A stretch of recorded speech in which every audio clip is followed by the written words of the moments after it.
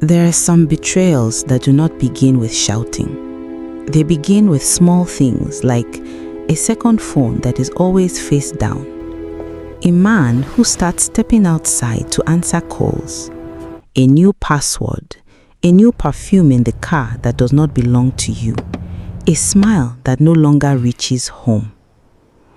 For 8 years, Chiamaka Okore was introduced with pride, my wife, at weddings, at office parties, at church harvests, at New Year visits in the village. This is my wife, Chiamaka. And every time he said it, people smiled at her as if she was standing inside something safe, something solid, something respectable, a marriage, a home, a life that had already settled into shape. What nobody knew was that by the 9th year, the house they lived in was no longer his, and the woman he had been quietly humiliating inside it was no longer just his wife. She was his landlord. This is her story. Chiamaka was 37 years old when she learned that silence and foolishness are not the same thing. She lived in Lekki with her husband Obina and their 7-year-old daughter Amara, who still believed that every adult knew exactly what they were doing. Their house was a clean, cream-colored duplex in a gated estate in Lekki, with trimmed hedges, impatient security men, and neighbors who knew how to greet warmly while remembering everybody's business. To the outside world, the Okores looked fine. Obina worked in real estate development and wore confidence the way some men wear expensive watches, openly and often. He liked being seen. He liked walking into rooms half a second ahead of his wife. He liked speaking for both of them.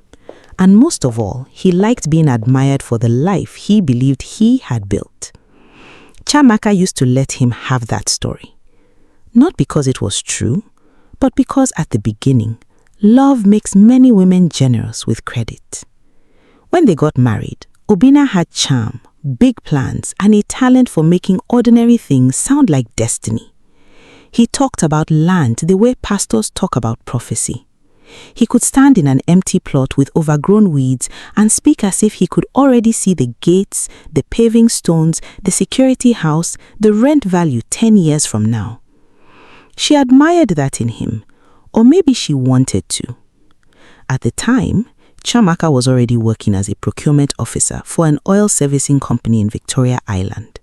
She was practical, careful, and disciplined in the quiet way that rarely gets celebrated until everybody needs rescue. She tracked expenses in notebooks. She paid attention to details. She asked questions before signing anything.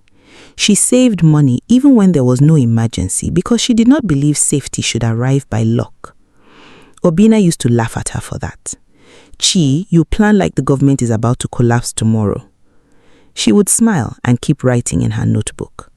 What he called fear was actually structure. What he called overthinking was the reason their school fees were never late, the reason their generator was serviced on time, the reason they had emergency savings. The reason that when Obina's first business deal failed in their second year of marriage, they didn't sync with it. Back then, she still believed being useful inside a marriage meant he was safe inside it. It took her years to understand that some people are happy to stand on your shoulders as long as the room keeps applauding them. The first property was not bought because they were rich. It was bought because Chiamaka was tired of paying rent and tired of hearing Obina talk about one day as if one day was a strategy. She was the one who found the listing. A tired-looking 4-bedroom duplex in an older Lekki estate. The owner was relocating to Canada and needed to sell quickly. The house needed work, water pressure issues, cracked tiles in the guest bathroom, one stubborn upstairs window that refused to shut properly during heavy rain. Obina dismissed it immediately. This house is old, we can do better. But Chiamaka kept looking at the numbers. The location was good. The price was lower than it should have been, and most importantly, it was reachable. She had already saved enough to cover a large part of the down payment. Not from luck, not from any miracle, from years of discipline, side consulting, and the habit of pretending money had a future before it touched her hands. Obinna eventually agreed, not because he saw what she saw, but because he trusted that if it failed, there would still be somebody beside him to help carry the embarrassment. The house was purchased in their 3rd year of marriage, and because Obinna insisted that as the man of the house, it would look better if the documents reflected his authority, the original ownership papers were processed in both their names, with him speaking as if he had single-handedly pulled the building out of the ground. At the small family gathering they hosted after moving in, he raised a glass and thanked God for giving him the strength to provide a home for his family. Everybody clapped. Chiamaka smiled and adjusted the tray of puff-puff in her hand. She said nothing. That was her first mistake. Not buying the house, not marrying him, not even believing him. Her first mistake was allowing a public lie to grow legs inside her own home. For the first few years, their marriage was not terrible. It was simply uneven. Chiamaka carried what needed carrying. Obinna carried what looked good from a distance. If school fees were due, she had already planned for them. If his mother needed medical money, she found a way. If one of his projects stalled, she shifted funds around without drama and kept the house moving. If diesel finished unexpectedly or his staff's salary needed covering in one of his offices, somehow it was always Chiamaka who understood these things. And she did understand. That was the problem. She understood too much. She understood that peace in a home often has a hidden payroll. She understood that some men call a woman supportive when what they really mean is financially useful and emotionally convenient. She understood that every time she rescued him quietly, she was training him to believe the flaw beneath him was natural. Still, she stayed soft where she could. She packed lunch for him on difficult mornings. She remembered his aunt's birthdays. She sat through long church services in heels she hated because his business partners were there and appearance matters. She listened when he complained about people not respecting him enough. And because she loved her daughter more than she loved her own ego, she kept stability over confrontation. Then the introductions began to change. Not the formal ones. Those remained polished. This is my wife. No, the changes happened in private. He became sharper with her, shorter, less patient, more irritated by ordinary things. Why are you asking me where I was? Why must you question everything? Why are you always making your face look like that? Can't a man have peace in his own house? It was never one big event, just a steady drip of disrespect until the marriage began to smell different. She noticed the gym suddenly mattered to him. His shirt changed. His cologne changed. He started leaving the house with the kind of care men reserve for new possibilities. One Friday night, he came home at midnight with laughter still hanging on him. Not his laughter, but the memory of somebody else's. Chiamaka stood in the kitchen in her wrapper, arms folded, while the microwave clock blinked 12:43. "Your food is cold," she said. He shrugged off his jacket. "I didn't ask you to wait up." She looked at him for a second's silence. That was when she first understood that something had already moved in their marriage. Something heavy, something dishonest, something not interested in returning to where it came from. Still, she said nothing. Not because she was weak, because she had started watching. The woman's name was Sandra. She found it out the way women often find out the truth, not because the men confess, but because carelessness eventually gets tired. Sandra worked in one of the property firms that handled marketing for Obinna's company. She was 31, unmarried, beautiful in the polished, intentional way of women who understand exactly what effect they have when they walk into a room. She wore silk blouses, expensive lashes, and the kind of perfume that enters before apology ever could. Chiamaka didn't meet her immediately. She met her through fragments. A saved receipt for dinner at a place Obinna had once claimed was too expensive for nonsense. A tagged photo from a colleague's birthday where Sandra's hand rested on his shoulder with the confidence of someone who had forgotten wives exist. a late-night voice note that came into his phone while he was asleep. "Baby, did you get home? You didn't call me."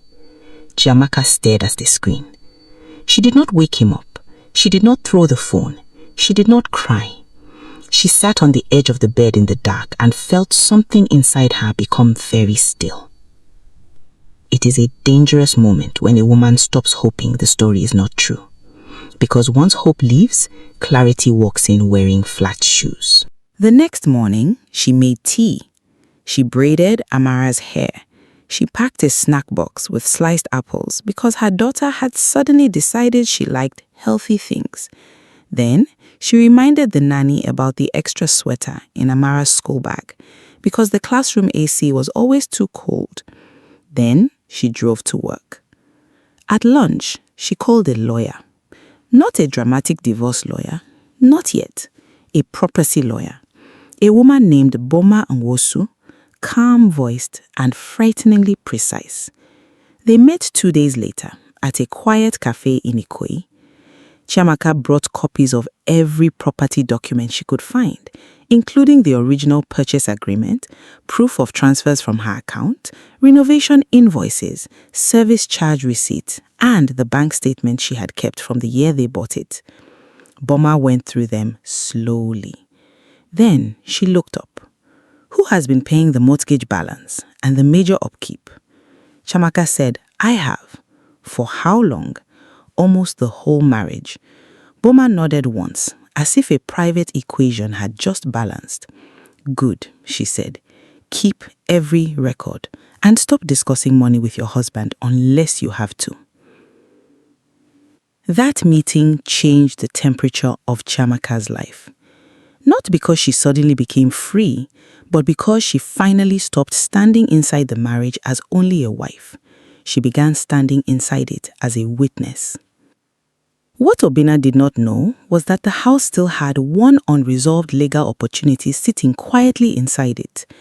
Years earlier, when they bought it, the sellers had rushed the transaction and one transfer step had been delayed because of a title correction issue at the registry.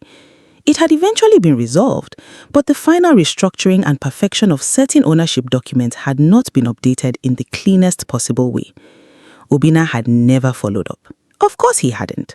He was interested in announcing ownership, not understanding paperwork.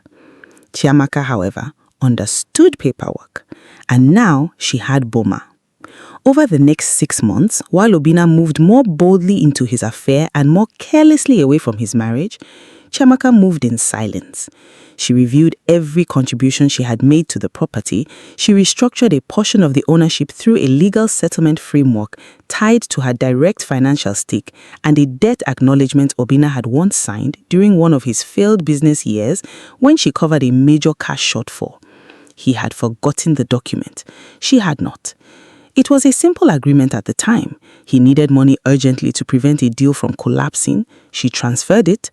Boma insisted on paperwork. Obinna laughed and signed, joking that his wife was treating him like a tenant.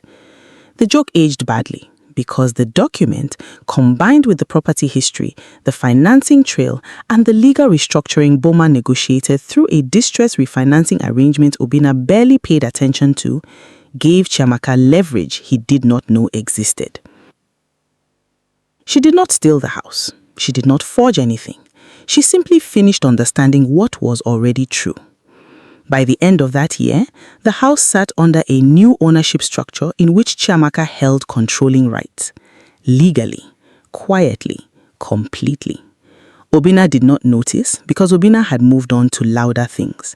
He was too busy taking Sandra to weddings where no one knew his wife, too busy paying for weekend stays in hotels with bad privacy, too busy coming home late and blaming traffic, meetings, clients, Lagos, fuel scarcity, the economy, anything but the woman whose earrings sometimes turned up under his car seat.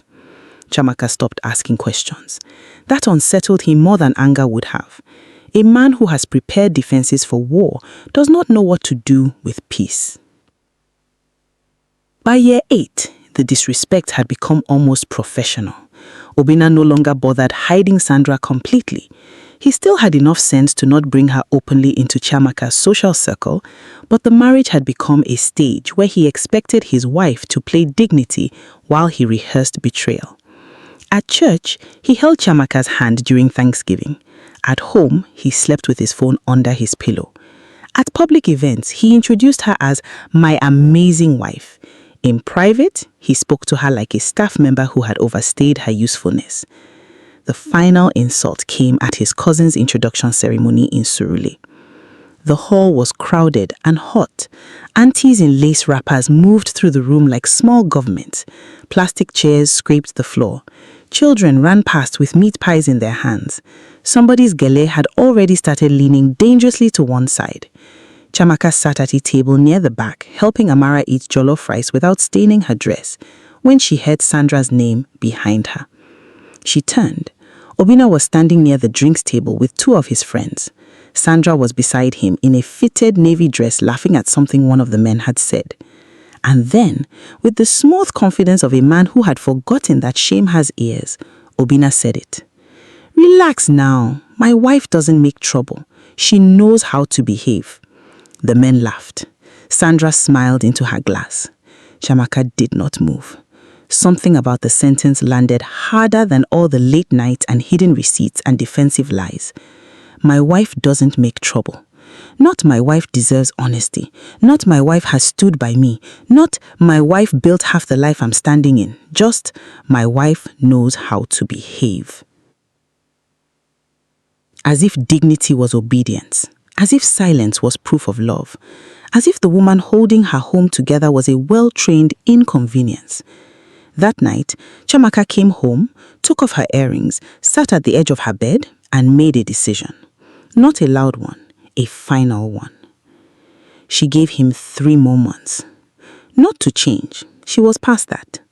3 months to finish what she was arranging. 3 months to move the remaining documents into place. 3 months to protect Amara's school routine, settle a fixed deposit, and prepare the upstairs flat in a smaller apartment building she had quietly purchased 2 years earlier through an investment club. It wasn't a glamorous building, just 6 units in a decent area off Chevron.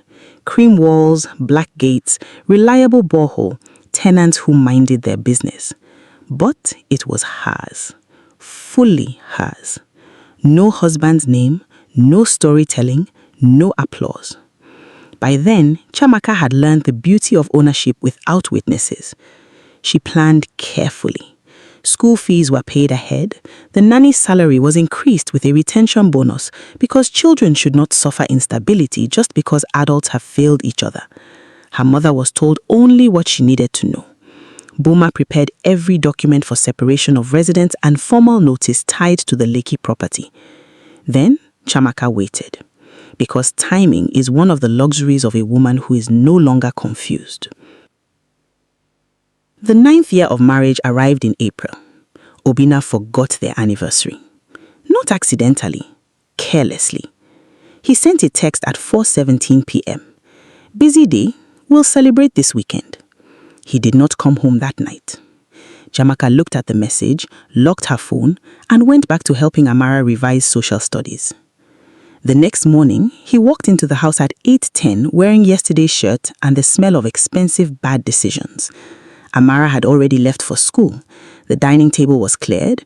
The house was quiet except for the hum of the refrigerator and the soft sound of cutlery being arranged in the kitchen. Chiamaka was dressed for work in a cream blouse and navy skirt. A slim folder sat on the table beside her. Obina dropped his keys carelessly. "Morning," he said. She looked up. "Good morning." Something in her voice made him pause.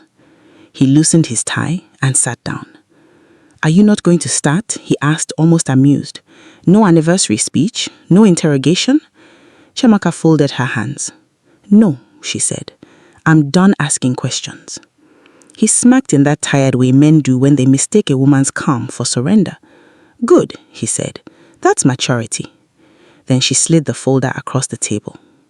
"I need you to read that." He frowned, opened it, and scanned the first page, then the second. Then he sat up properly. "What is this?" "A formal notice," she said. "Notice for what?"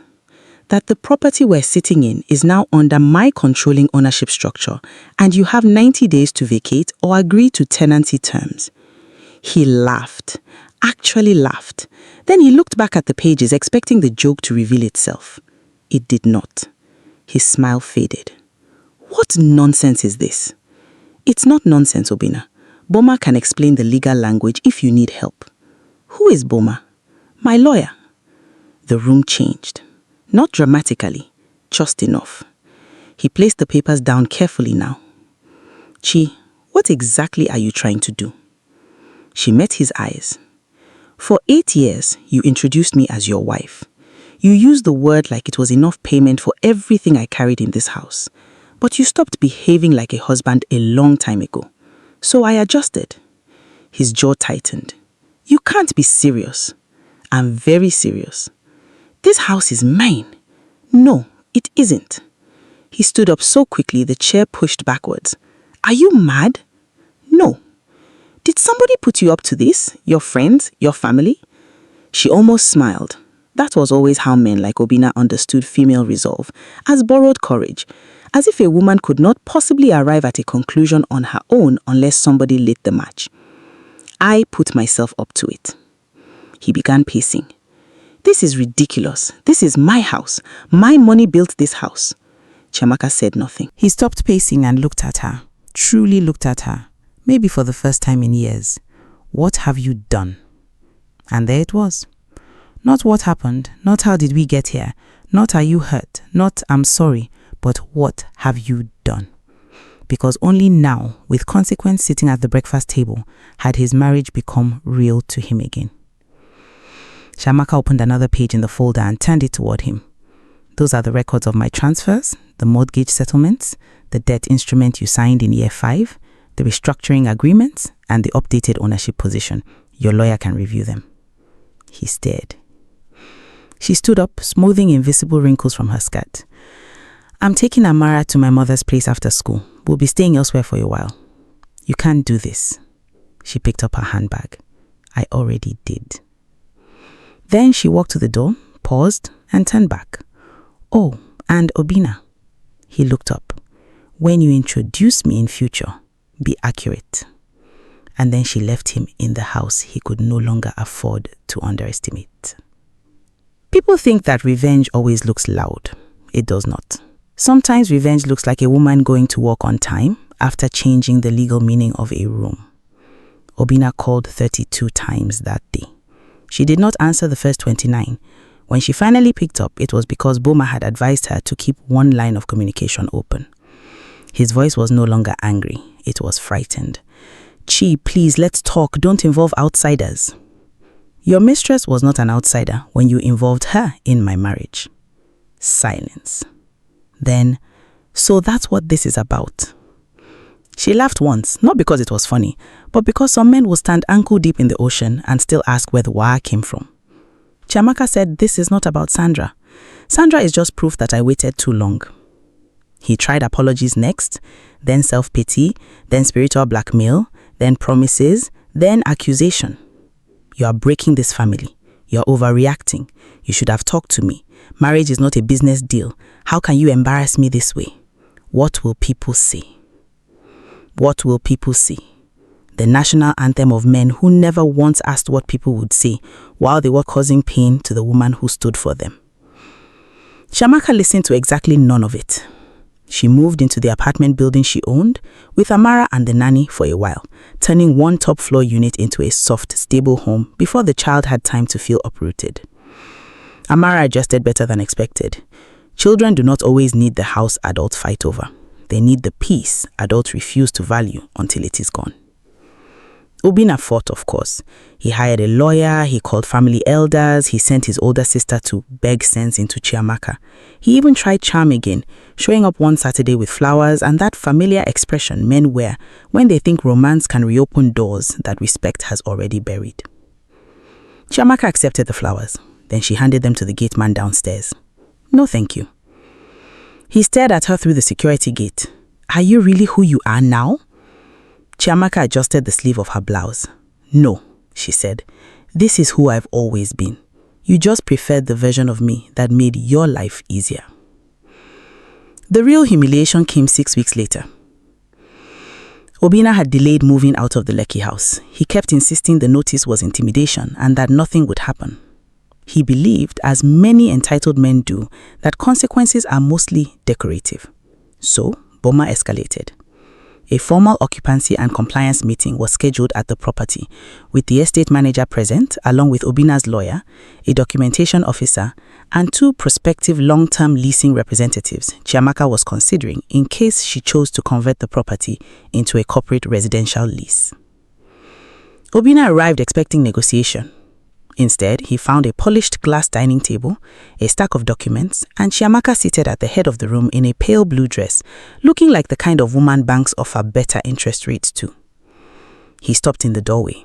There were 4 people already seated: Boma, the estate manager, 1 middle-aged woman from a leasing company, and a younger man with a valuation file open in front of him. Chiamaka looked up. "Good afternoon, Obinna." He did not answer immediately. His eyes moved around the room, trying to understand how a house could suddenly feel like an office where he had no authority. "What is all this?" Boma answered before Chiamaka did. "Mr. Okori, we're here to discuss transition, handover logistics, and your options if you intend to remain in temporary occupancy pending the 90-day deadline." He turned to Chiamaka. "You're doing this in front of strangers." She held his gaze. "You did your own in front of strangers too. Mine is just paperwork." The leasing woman pretended to look at her notes. The estate manager cleared his throat. Nobody else spoke. Obinna pulled out a chair and sat down slowly. For the first time in a very long time, he looked like a man hearing his own name from the wrong side of power. The meeting lasted 42 minutes. By the end of it, he understood 3 things. First, Chiamaka was not bluffing. Second, the house was not emotionally his just because he had once performed ownership in it. And third, the woman he had been introducing for 8 years as his wife had quietly become the person deciding whether he would remain under that roof, not as punishment, as paperwork. Sandra disappeared from the story the way many mistresses disappear once the man they borrowed confidence from is forced to stand in daylight without his furniture. The affair did not survive consequence. It rarely does. Obinna moved out before the deadline ended, not gracefully, not nobly, but he moved. Chiamaka rented the Lekki house to an oil company for a 2-year executive lease at a figure that made even Boma smile. She kept the apartment building. She kept her job for another year before leaving to start a procurement and property compliance consultancy. She kept Amara in the same school. She kept her mornings quiet, her books balanced, her name clean, her peace expensive. And the next time anyone asked Obinna about his marriage, he didn't have much to say. Because there are some losses a man cannot explain without confessing the size of the woman he failed to see while he still lived inside her mercy. A year later, at a cousin's wedding in Enugu, Chiamaka saw one of Obinna's old friends, the same one who had laughed at that introduction ceremony when Obinna said his wife knew how to behave. He approached her with the awkward respect people reserve for women whose stories have traveled ahead of them. "Madam Chi," he said, smiling too carefully. "It's been a while." She smiled back. "Yes, it has." He hesitated. Then, with the shameless curiosity of a Nigerian man who has been carrying gossip in his chest for months, he asked, "So, is it true that you are the one who owns the Lekki house now?" Chiamaka adjusted the gold bracelet on her wrist and looked toward the hall entrance where Amara was arguing passionately with a cousin over cake. Then she turned back and smiled the kind of smile that doesn't need witnesses. "Yes, it's true." He blinked, and for one sweet second she saw it happen. That quiet rearrangement in his mind, the moment a woman stops being a supporting character in other people's memory and becomes the whole lesson. The thing about being underestimated is that it gives you privacy. People stop checking for your strength when they have mistaken your patience for dependence. They stop noticing your discipline when they have decided your softness means you cannot survive without them. They stop respecting your silence because they think silence is empty.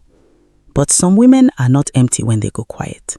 Some women are counting, documenting, planning, building, learning the legal language of their own rescue, turning pain into structure, humiliation into evidence, abandonment into ownership.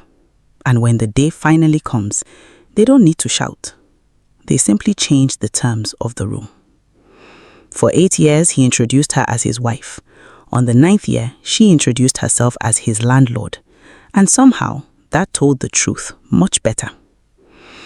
If this story stayed with you, let me know in the comments. At what moment did Chiamaka stop being just the wife and become the woman in control? And if you know someone who is rebuilding quietly, planning carefully, and refusing to let humiliation be the end of their story, share this with them. This is Payoff Stories, where every sacrifice finds its reward and every story has a payoff.